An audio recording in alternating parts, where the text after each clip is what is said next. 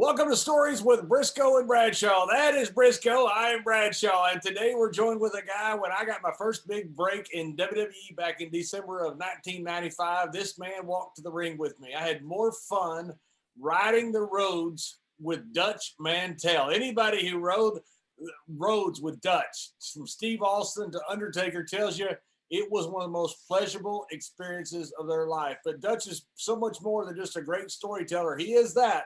And a great booker. He is that.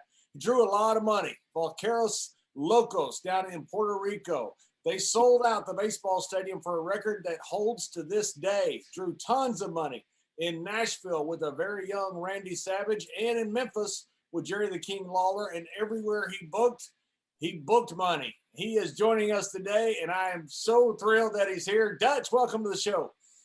Well, I'm glad to be here. And after that introduction, hell, I might as well go ahead and leave. I don't think I can live up to that one. But I'd like to throw in Dutch. We were so fortunate when we come up. We're approximately the same age, although John say I'm a month older than you. But anyway, we grew up at the right time. With the guys, the legends that were just getting out of the business when we were starting, like Sputnik Rowe. He always had that saying, I'm like Coca-Cola, man. I've been everywhere. That's how I compare to you. You're like Coca-Cola. There ain't nowhere that you ain't been. Well, there's a few places, but only because I didn't want to go.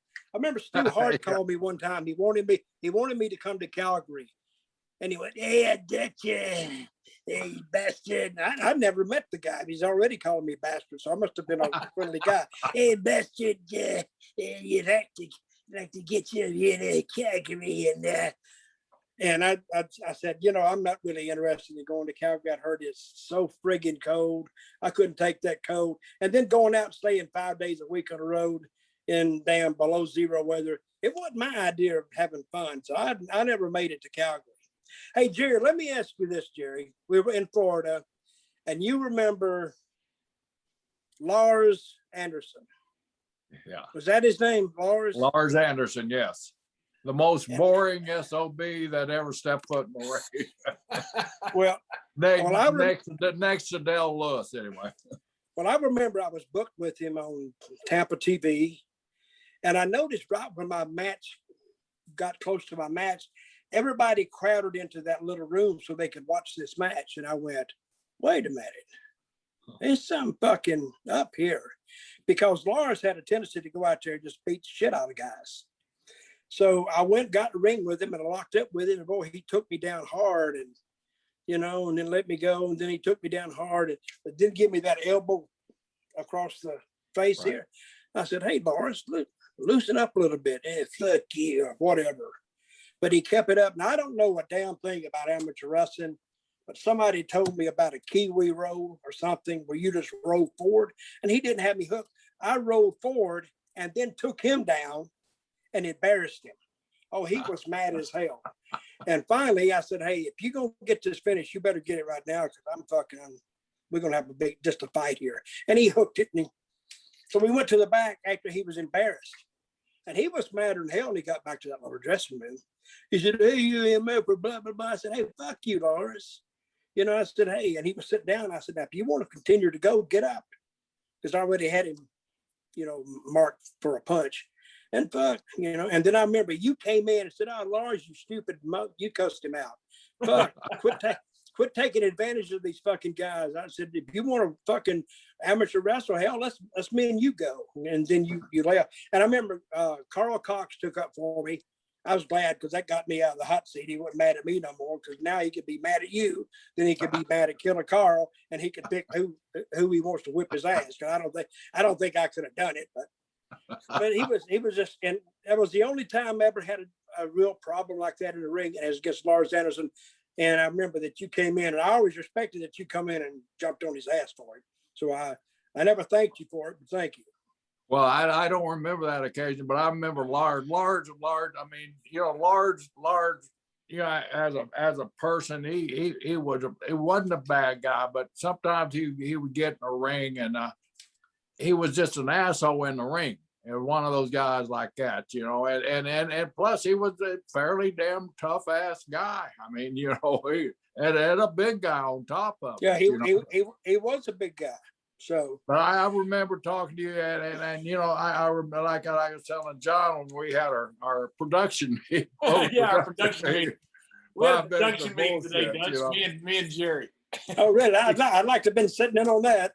So, It was John, quick, and it was about you, but you know, Here's another Lars, you know, I think you know he tried to copy his full brother Ole a lot, you know, just being a bully in the ring and you know, pushing guys, and that always upset me. I remember you were here, I hear, being Florida.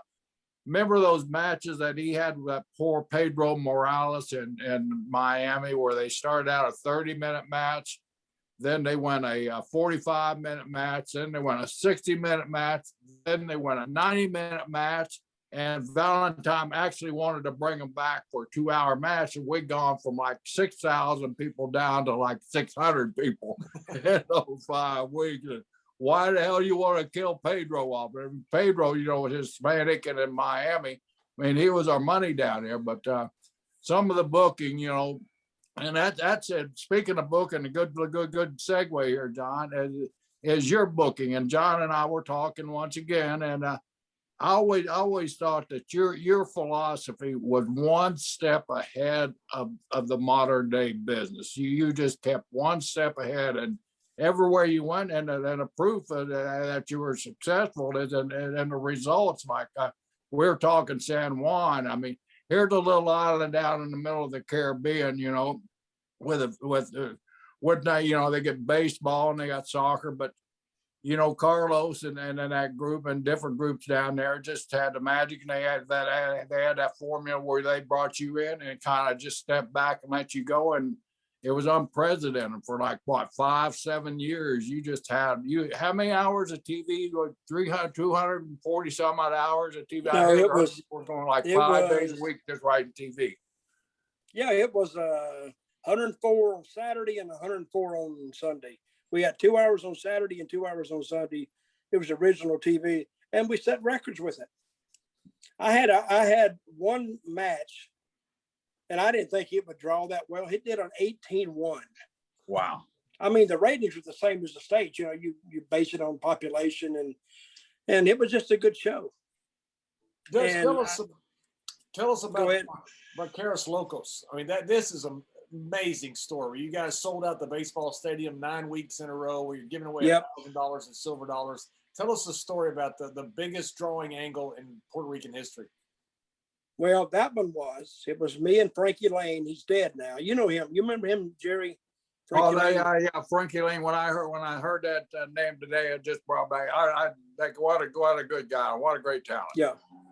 Well, I went to Puerto Rico, and I didn't know what they were going to do with me. So the first day they told me, I mean, we showed up for the Sunday show. It was like January the 6th week, which nobody told me that January the 6th is Three Kings holiday. And I'm thinking, why is there so much fucking people in this airport? It's the 5th of January. What's going on? Nobody told me it's a Christmas in Puerto Rico again. Yeah, that's their big day down there. That's their big one. So I showed up at the Sunday show at the Roberto Clemente. It was sold out, like most of the holiday shows used to be sold out back in those days. And they told me I was going to be with Frankie. Okay. So then we have a match, and Carlos liked it. And he said, come to the office tomorrow, and we're going to talk about what we're going to do. Okay. So we go to the office, and Frankie, he'd already been hit in the head by Zulu, you know, and he was sort of had like a little bit of it kind of scrambled him a little bit. But he looked at me, he said, Dutch, what are we going to tell him? And I went, hell, I don't know. Do you have an idea? No. So we can't go in there without an idea. So I went in there and still didn't have an idea, but I'd heard of some screwed up match or deal where guys offered 1,000 silver dollars to any team that could beat them. And Carlos told me they don't have silver dollars in Puerto Rico. He said, I love that. He said, that's what we do. He said, we'll change it. it'll be $1,000 silver dollars to any team you can't beat, which means we had to beat the team. So it started out and it took off. It got hot. Because some of my interviews, they were kind of questionable. You couldn't do those interviews today. I called them. I said, you should make English, before you graduating, you have to be able to speak English. And I said that Spanish was a illiterate language. And I said the women are like unpaid prostitutes. And I mean, you couldn't say that now. And then I would go out on the street and people would say, chinga tu madre, which that's how I learned it. You learn the bad words first, chinga tu madre is. And I thought it was because of my great wrestling ability, till I found out later, no, they just hated me because they couldn't see me. And I could not go out on the street. I mean, I could go out on the street, I put my glasses on and walked around. I put that cowboy hat on, shit, 3 steps, they're all over me. I want to kill you. And one time it got so bad, I couldn't even leave my hotel. I was on the 7th floor of this. It wasn't a Motel 6. It was like more like along the lines of Motel 4. It was the shits. Was that the Dahlia? The Dahlia. You stay there? I know they tried to put me up there, and I refused. Well, that was the worst place. I stayed in some bad places. I stayed in Afghanistan. It was better than that. I tell you, I've stayed in jails with better amenities than that damn Dahlia. That Condado, I remember that Condado hotel that they used to have the American boys stay in, when they'd bring us over. That was kind of a semi-dive. It was like, and then the other hotel was like 3 blocks in back of that, and in the middle of where you didn't want to go. Yeah, and see, I can tell guys now about heat. They don't know heat. They've never seen heat. They don't know heat. By God, in Puerto Rico, we had this big match with Carlos and me and Frankie at Carlos and the guy we did the angle with. Sold out 16,000. It was a barbed wire match, but we couldn't have barbed wire because the commission stopping because it was too violent in Puerto Rico. So we thought, I swear to God, and nobody believes this, but going to the ring, we thought going to the ring. People were trying to get us. And I got in the ring and I'm standing there and looking out at that crowd. I said, Frankie, come here. He came over there and said, you see that? You see that line of people in that aisle we just come down? Yeah. I said, in about 15 minutes, we're going to be going back through them son of bitches. And 15 minutes, when it was over, we fought our way back. That night, I didn't leave the convention. This is Roberto Clemente again. I didn't leave there. Matches were over at 12:30 because matches go a long time in Puerto Rico. I got out of there at 2:30 in the morning, and they were still about 20 people waiting on me out there. I mean, in Puerto Rico, they thought the space program was fake, and wrestling was real.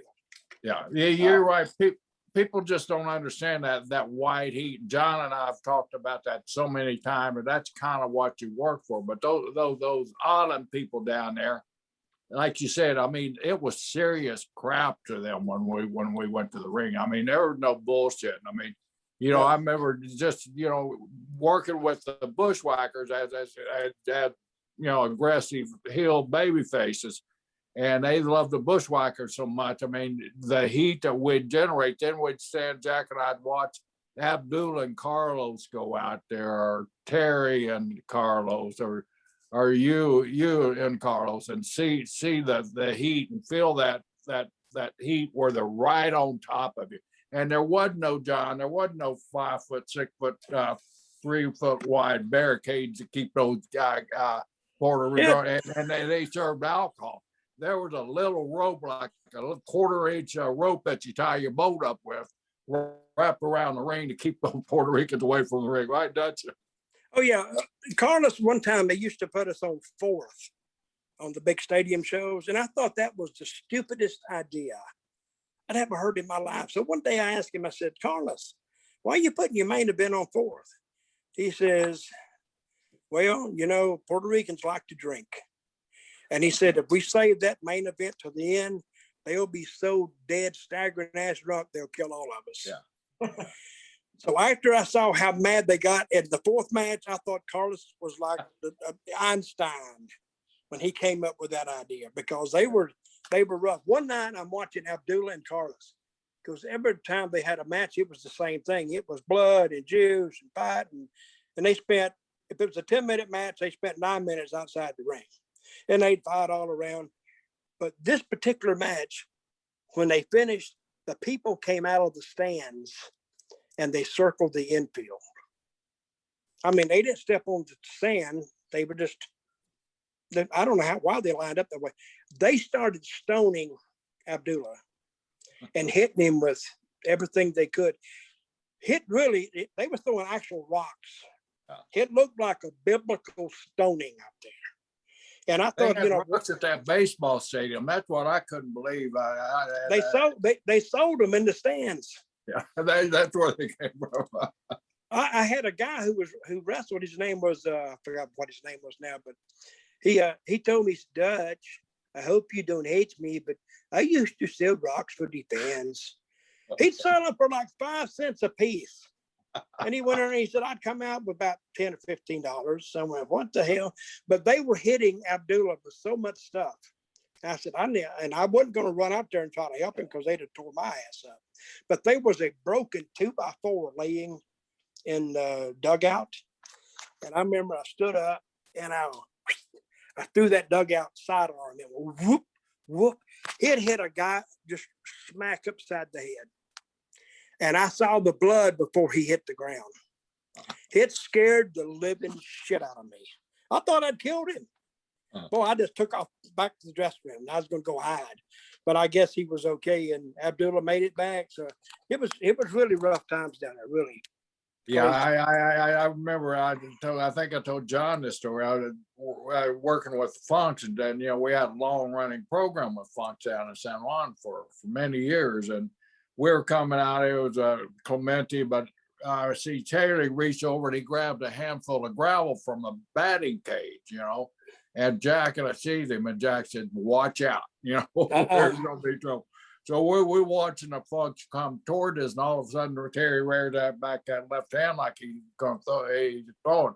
And so he let go of him. Jack and I dug just at the right time, and it sprinkled the people in the front row. Of course, every one of them had bricks that were twice as big as Terry. And like you said, they started stoning the Funks before they ever got to the damn ring. I mean, it was one of those, you just had to fight your way out that night. Hell, it's dangerous. It really was. Even when they had security, it was dangerous as hell. I remember one night security. Well, we had some. I went back. We was in town. They had like bleachers on both sides, but we had to go down a level of steps and then up a level. You remember that stadium? Ponce, or was that Ponce? Agua Buenas, I think. Agua there, yeah. So you had to go down steps, and then you was underneath the floor. Then you turned a left and went up some steps. But shit, now the people could just throw shit down on you. Yeah. But I made it down and back up the steps, and I was coming back to the dressing room door, which was to my left. And somebody said, "Look out!" And I ducked just in time, and the guy threw an empty wine bottle. And it missed me by this much and broke over my head. I said, shit. And they serious, brother. It was just crazy. Hey, Doug, tell them for people that are watching or listening, the numbers that you drew, especially those 9 straight sellouts in the baseball stadium. How big were those crowds? That's what's always blown me. Well, one stadium is bigger than the other, and it's like 14,000, but they were like standing room only. So no telling how many people was in there. I think Clemente had like 16, and I think LaBrill had like 14. Yeah, and we was back and forth between those two stadiums for 9 weeks, which usually they don't do that. They usually go outside once a month. It's like a big show. You take it outside. But that Clemente was 16,000 people, and they're loud. Puerto Rico, I mean, if you go to a wrestling show now, the people, I don't even think they know how to act now. But down there, they knew the story. And that's, I don't want to get into today's product, but I think what today's product is missing is a story. I don't even know a story. Huh. But see, those stories down there, I kept going. I'd keep them for months and months and months, and I'd get out of one. but I wouldn't kill it. I'd get out of one so I could go back to it. And about 3 weeks later, I'd go back to it. Now they just figure it's another chapter to the story. So I never killed anything. You hear of a blow off. Let's beat this guy, let it go. I would beat him, but I wouldn't let it go. I would keep it alive.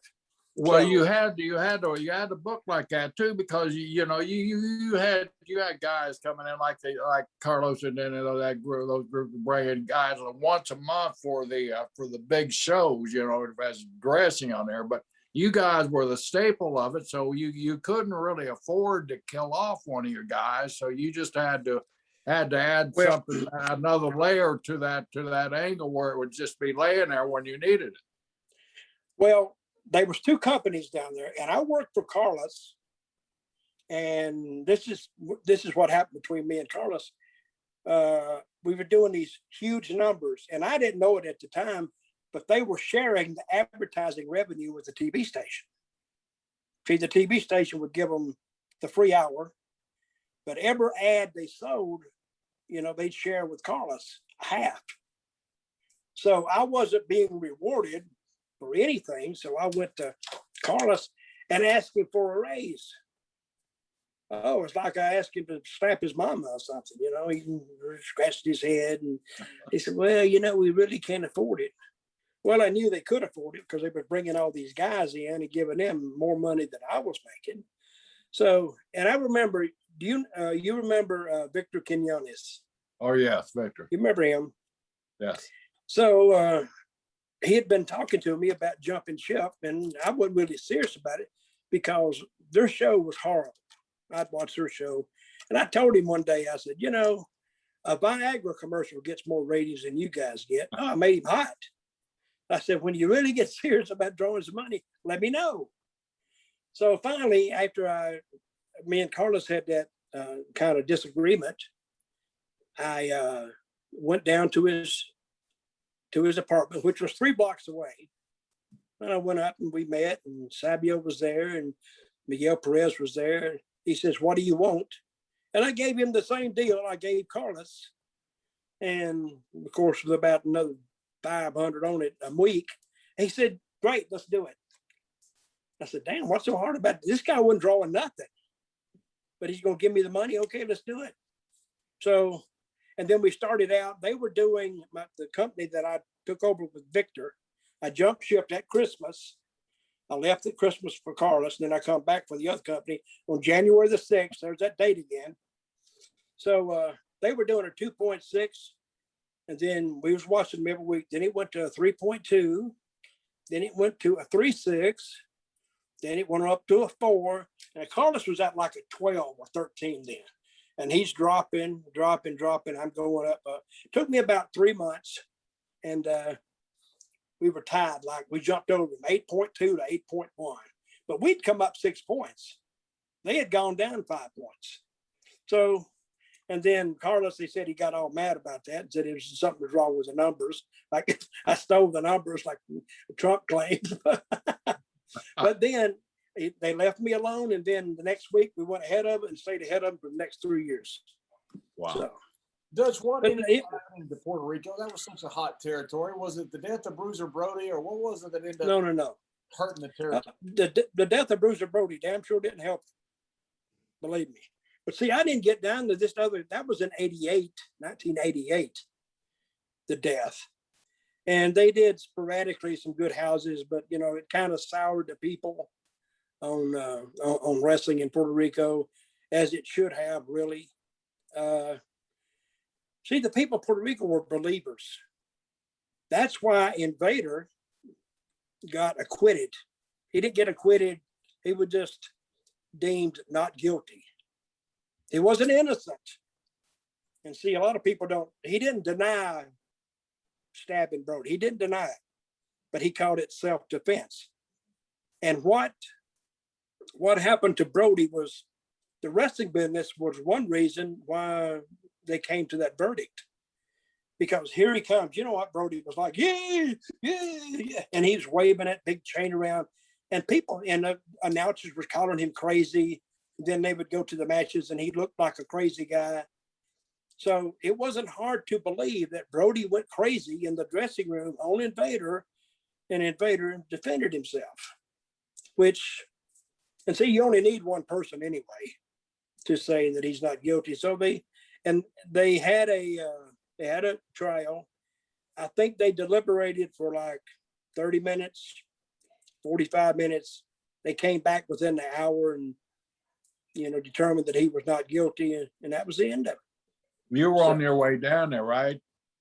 I wasn't, I got subpoenaed, I'm sorry. But I got my subpoena. I knew the verdict before I read the subpoena because I got it on the day after the trial. So I couldn't have made it in. I don't even know why I would even be called because I didn't really see anything. I was just there. You had stepped out as the guys do out in the dugout and looked up at the crowd, right? Yep. And it was chaos in that dressing room because he laid there 45 minutes. Wow. Before they could get an ambulance there. And it's not necessarily that they were just slow in responding because it was going to be a sellout that night. You've been around that stadium. After you don't move, that traffic don't move, therefore. It don't move. And so finally, when they got it in there, Tony Atlas, I remember that they couldn't pick him up. So Tony Atlas picked up the end of it and they took him out. And then later on, I think he went to him with Brody to the hospital, and he came back about an hour later or maybe more, and he was saying that man's gonna die. That man's gonna die. And I said, Tony, don't say that. Don't say that. He said, no, he's gonna die. And the police came in, but they were walking around not taking it seriously, because you can't blame them because they had seen all these crazy angles before. And they thought this was just another angle that the wrestling company did. So it was crazy.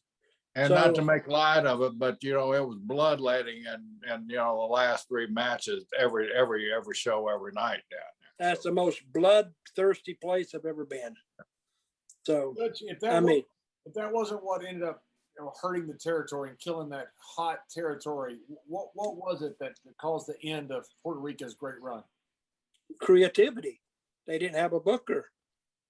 I mean, you could listen. When I went in, John, I didn't bring one guy with me. I didn't bring one talent with me. I didn't send one talent out. I ended up drawing sellouts with the same talent they had. They just wasn't using it right. I mean, it wasn't. There were some people, some Americans who refused to go, and I don't blame them. I didn't go down there for a long time. I didn't go back down there for 6 years. I quit going too. And the only reason I went back 6 years because everything else was dead. I mean, WCW and WWF at the time, they had taken over everything. Unless you either work for them, you don't work for anybody. Work for some independents who didn't want to pay in those days. So I ended up going back down there. But I went down there in the Wild West days. It was crazy, and I lived through a murder, then lived through another thing, and so I'm done with Puerto Rico. I'll probably never go back there again. So let's move. Where did you move on to? I mean, after that, did you go to one of the major companies, or did you go to Memphis and start booking with Jerry, or what? When was this? After Puerto Rico. Well, Memphis was dead too. It was, I mean, you couldn't make any money there. You'd spend most of the time on the road and probably go into the hole. I wasn't doing that. But I did go down there and I met this guy named Larry Burton. You remember him? I remember Larry, yeah. God damn. And Mr. Wheeler Dealer. Oh my God. He wanted me to book for him. I said, yeah, I'll book for him. And I give him a number. He said, okay, blah, blah, blah, blah, blah. And so he told me one day, he said, I want you to come down. We got to book this TV. I said, well, I can book it from here. Oh, no, you got to come to Memphis. I said, why? Well, that's just what I want. I want you to come to Memphis. I said, what difference if I book it from here or book it in Memphis? It's the same thing. And we got in a big argument. And then he started cussing me, and I started cussing him. I've never worked for somebody and cussed them out.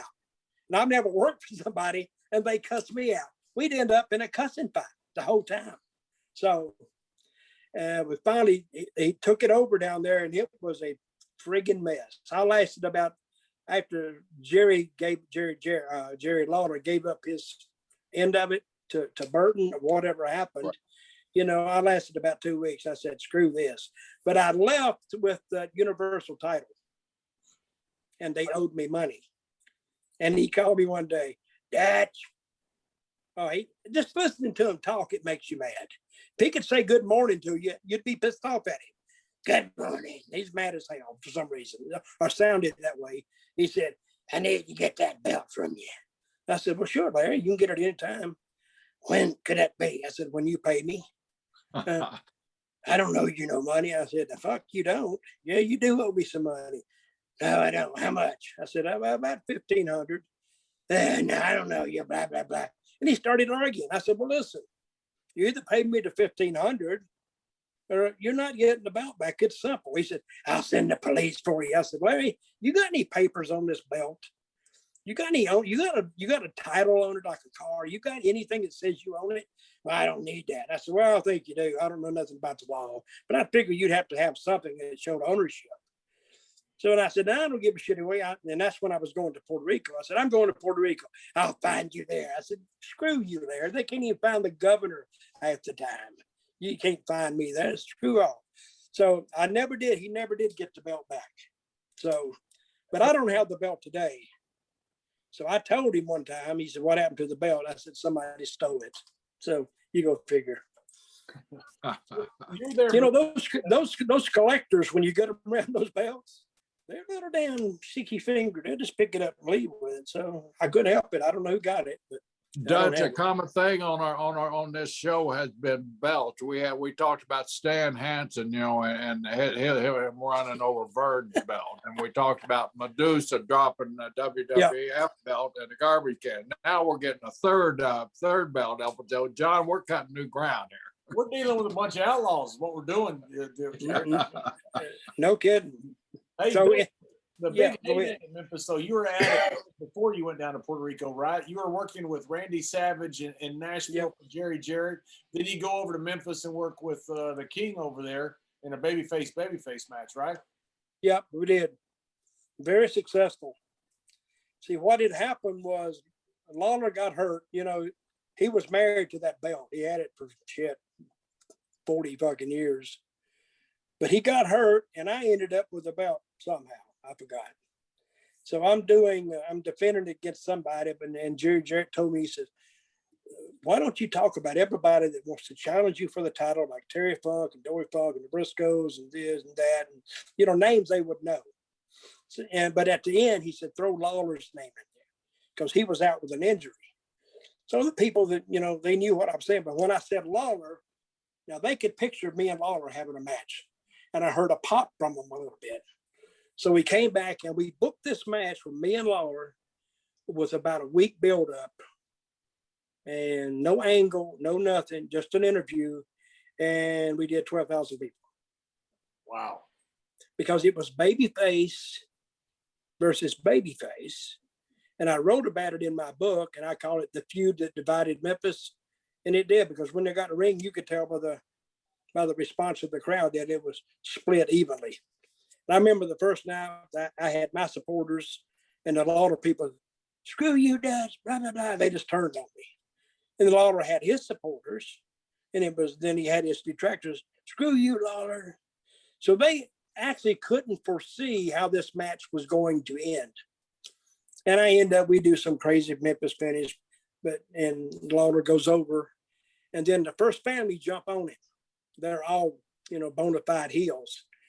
And the people were saying, help me. Now, Lawler fans who was booing me just 3 minutes earlier, they were saying, help him, Dutch, help him. And I started to help him. And it's like, you know, just time stops. And then I say, screw it, I'll leave. Then we come back with a different equivalent, I think. I don't know what you would call it. But usually it's the challenger seeking revenge. But I refused it. He wanted to match. He was a champion wanting a match with me. And I refused it because usually it's the challenger wanting a match with the champion. It was just, and I wouldn't give it to him. And we took that around along about 2 weeks. And Then we worked an angle the second time, but like a physical confrontation. We sold it out again. And then the third, and this was the longest, shortest angle I've ever worked. It went about 2 months, and we actually worked about 3 times. Huh. And the last one was a barbed wire title match, and it was good. So, but there was a lot of money drawn with that angle. And then I ended up staying a babyface. He ended up staying a babyface, which is actually very hard to do. If you want it, it's easy to switch somebody, but I didn't switch, and we continued onward with where we were going, wherever that was. You were in Memphis when Steve Williams came in, and you changed his name to Steve Austin. Right? Yeah. Well, I was booking Memphis, and Dundee came up to me and said, "Hey, mate, you got a new guy showing up today, mate." I said, "Who?" "I don't know, some guy." Some guy from Texas. I said, "Well, nobody told me. I'm the booker." I said, "Nobody told me." "Well, Jerry Jarrett is Jerry Jarrett's idea." So about 10 minutes later, in walked Steve Austin, the one we know now. And he said, "Hello, I'm Steve Williams," and blah, blah, blah, and shook hands. And I said, "Well, have a seat and get dressed. And you're on first." And then Lance was standing there. He said, "What are we going to call him, Dutch?" I said, "Well, we can't call him Steve Williams." And he said, and then Steve says, "Well, I don't know why in the fuck not. That's my name." I said, "There already is Steve Williams. I can't call you Steve Williams. That's the damn, I can't call you that." "Well, I don't, and he didn't like it. So we already like in a dispute. He'd only been there like 10 minutes. And I finally says, "Well, I'm gonna call you, I can't call you Steve Williams." So it went on 5 minutes before we went on. Lance was standing there and he says, "What's his name, Dutch?" I says, "Well, I don't know, for the doc, for the sake of something."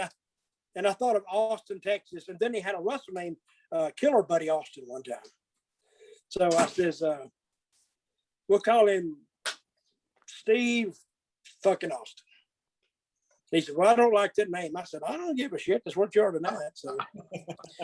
So he goes out there and he has this match. I go and watch him. And the match wasn't that good because the people didn't know him. So, but it wasn't bad. So he came back, and boy, he was so proud of that match. He says, "What didn't you like about it?" I says, "Well, it'd be a lot shorter to tell you what I did like about it, which was fucking nothing." Oh, I think I hurt his feelings a little bit. But I told him, I said, "Listen, I want to show you something." And I took him outside. I said, "You see that chair right there?" He said, "Yeah."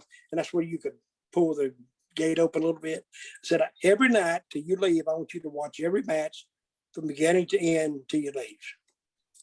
And then I walked by about an hour later, and he was actually watching a match. I went, "I'm damn, I can't believe, here's a wrestler actually doing what you ask him to do." But he told me one time, he said, that was the reason that he would watch everybody's match before his, so he didn't do anything they would do, which was actually pretty smart. And he said he'd learned, and he actually had some pretty good guys to learn from in Memphis at the time. And so he says how he learned the business, and he learned it well too. To his credit, when he was on top, I mean, as red hot as anybody has been in the history of the business, he still watched every single match. Yeah. He was there at the curtain he'd find a place where he could hide and watch the matches. Yeah. And watch every single match, to his credit. You also got to ride with, you're the best man in Undertaker's wedding, right? That was. And you got to ride with the Undertaker for a long time as well, right? So you rode with all the guys who made up the Attitude. Yeah. Well, I would ride with Mark, and we'd go up and down the road, and I'd tell all these bullshit stories, and he'd hear all that shit, and he'd tell me his stories. Because mine, I had a lot more stories than he had. But but one time I remember we was at this little spot show. Mark has a bad temper when he gets riled up, a really bad temper. And some fan had done something to him, and he was dying to go out there and beat the shit out of this fan. And I had to scream at him, "Mark, don't go out there." And Mark, I had to get loud. Do not go out there. Sit down. Because if he went out there, they'd have called the police on him, and then a bunch of shit for over nothing. That's what you go out there for, to make them mad. But if you're going to go out there and try to fight them, and you'll end up going to jail. One time, this is a story, and I tell this. Undertaker told it the last time he was in WWE when I was there. We were coming back from Louisville, Kentucky, on a Tuesday night, because Louisville ran every Tuesday, and he was driving my car. I wasn't driving. No. And he looked at. I know you weren't driving. I rode with you for a year. Jared, he drove probably 34 miles one time from Yeehaw Junction to freaking Orlando. That was the only time you rode. I bet I drove 50,000 miles one year. He did. Well, he's a smart old veteran. He did. It was actually Lakeland to Tampa. That's what I drove. I said, and Jerry, I drove about 30 minutes. And I said, damn, John, I can't stay awake. God damn it. Hey, Jerry, he's driving like 20 miles under the speed limit on purpose, so he never has to drive again. Yeah. Come on. And John kept saying, speed up. I said, I don't know. I don't want to get a ticket now. He said, you're not going to get a ticket. You're not going to get a ticket at 40. Or maybe driving too slow. Yeah. I thought Danny Hodge, when I was a rookie, I used to ride with Danny. Danny would be on the road. We'd be out leaving Little Rock, going back to Tulsa, 310 miles. We get outside of Little Rock, get dark as hell. You okay, champ? Yeah, I'm okay. Then all of a sudden, you'd be sipping on your beer. All of a sudden, Danny would like hit the shoulder and then jerk it back off. Yeah. Danny, all right, I'm all right, kid. I'm all right. Then you go along about 2 minutes, 3 minutes. Danny do the same thing. Man, hey, Danny, you want me to drive? Yeah, would you mind? I just can't sit myself. He sat over there drinking bullshit all night. Yeah, I should have tried that, but I didn't try that on you, John. Hey, but anyway, back to my story. Me and Taker were coming back from Louisville one night, and we had, Action Jackson. Yeah. Anybody know him? Okay, he was in the back seat, big old boy. It was part of the Blackbirds, the offshoot of the Freebirds with Iceman King Parsons. And we all had those damn do-rags on, and the dome light was on in the car. And we got pulled over, and Mark looked in his mirror. I said, what's the matter? He said, there's a cop behind me. I said, don't worry about it. We're only 2 miles from the Tennessee line. We only had 2 miles of Kentucky left. I said, he can't stop us then. Well, he stopped us right at the last exit. We pulled over, and then the big flashlight, the searchlight come on. Then I heard him say, drive the vehicle, take the keys out of the ignition, drop them on the pavement, and enter with your hands in the air. I went, damn, that's not like any stop I've ever seen. And I looked back a little bit. The cop comes up, and he handcuffs Mark. I went.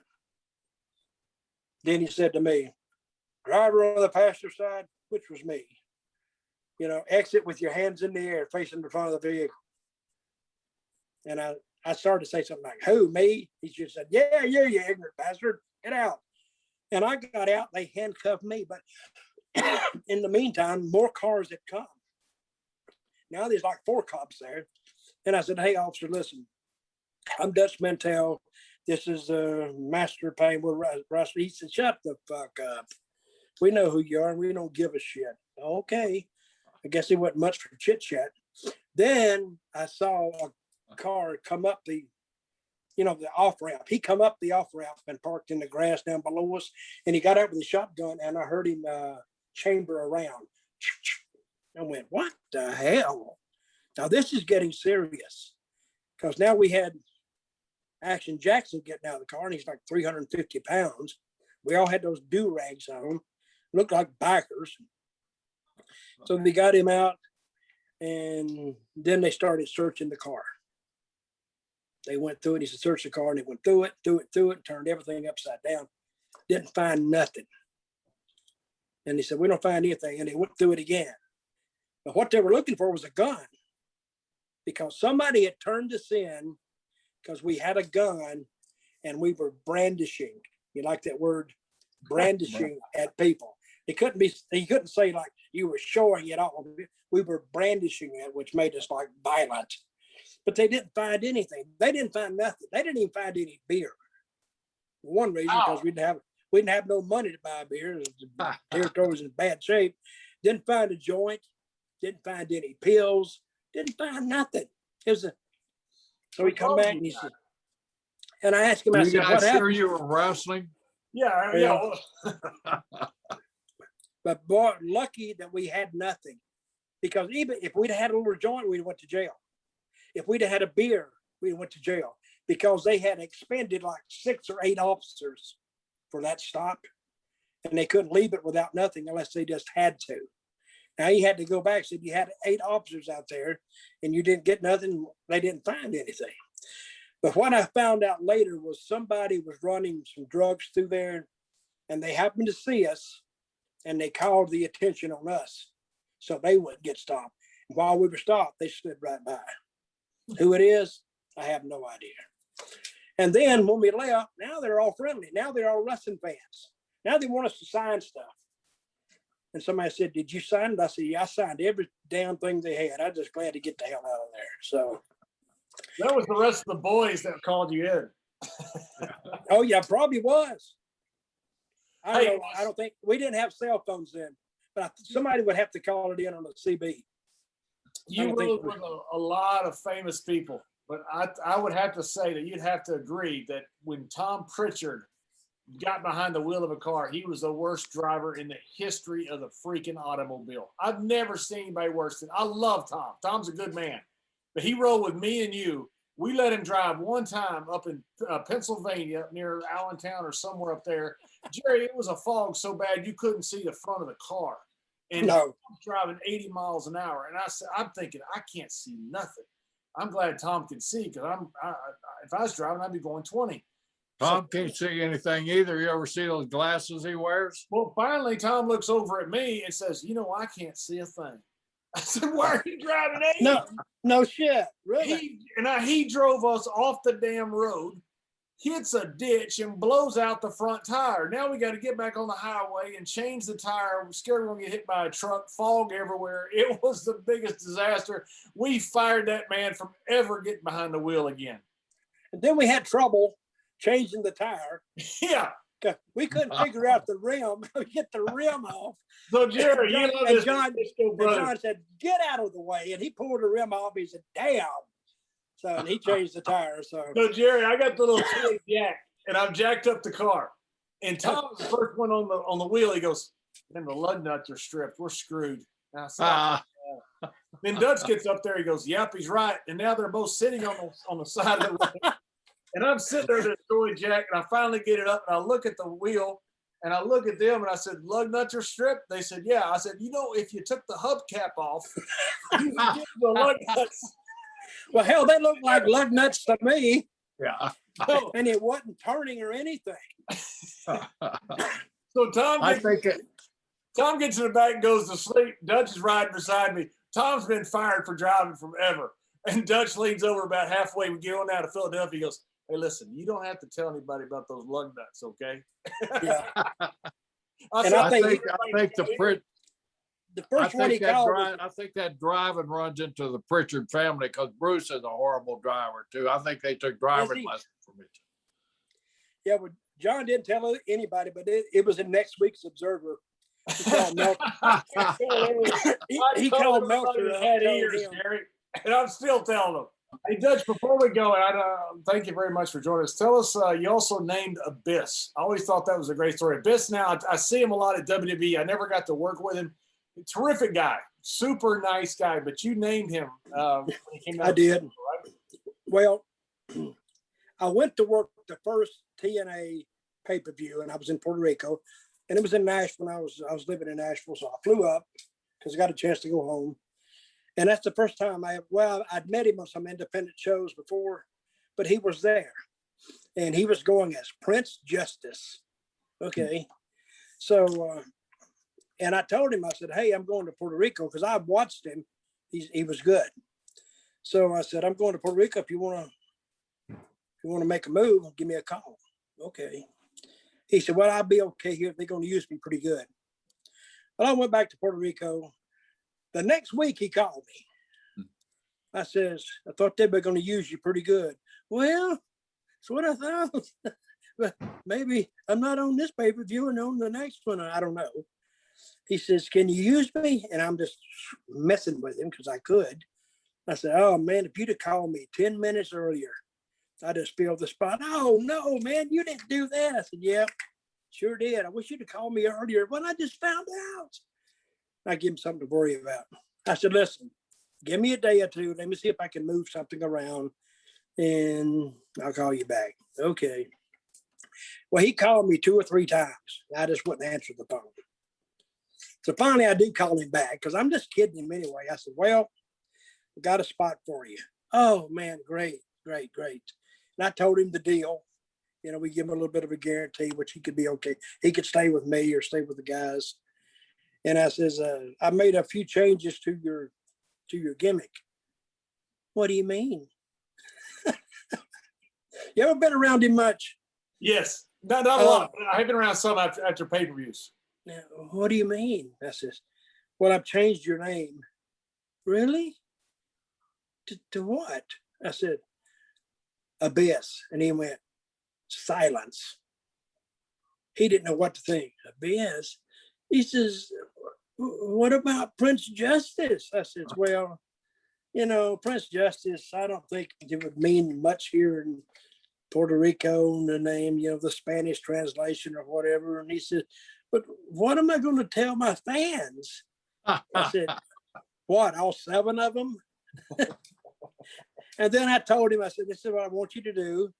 I'm going to put a mask on you. And I just want it to go from here to here. You know, I actually had it like a ski mask. He just cuts the top out and uses it. And he showed up the first day. And I got him over just like that because it was one of those big sellouts. I put him in a match that meant something, and he beat up a guy they cared for, and then somebody got over quick. So, well, to me, Dutch, he was one of your characters that really reflected you. I thought a lot of his promo work and a lot of his work. I mean, it had a great reflection of you on it. Well, thank you, because he really worked his ass off. And he got to where he is now through hard work. I remember one time I got him up at 11:30 at night because I'd been drinking a little bit. And I had him build a fire. You're not supposed to build fires in San Juan. We built a fire and I got my camera out. He put his mask on and I had him lean into the fire. And he said, this is hot. I said, well, yeah, it's supposed to be hot, God damn it. But he did it. And he got over. So, and he probably stayed 8 months, 9 months, which is a long time in Puerto Rico because what happens to you is you get island fever and you can only go around that island so many times. You can drive around it in about 2 hours. So, and he got that, he got homesick. So I said, then I did send him to TNA and it took off there. So.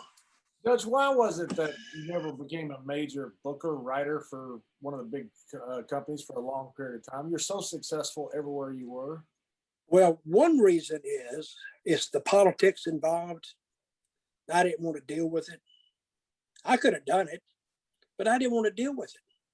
See those writers getting up at 5 o'clock in the morning, 6 o'clock, going to here and then, you know, meeting with Vince all the time or anybody.